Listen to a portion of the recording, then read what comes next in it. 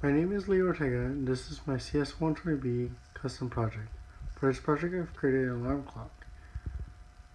The complexities I've used for this project is a custom character for the LCD, joystick, E-prong, and IR LEDs, the emitter and the receiver.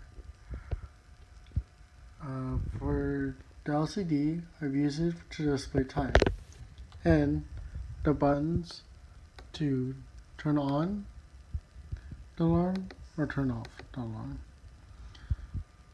I've allowed the user to change the time for the alarm. I use the joystick to adjust the time for the alarm, whether to go up or down.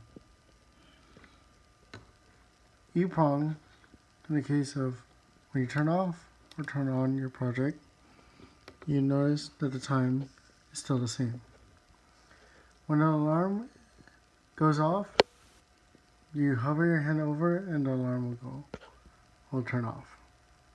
And this is my project for CS120B.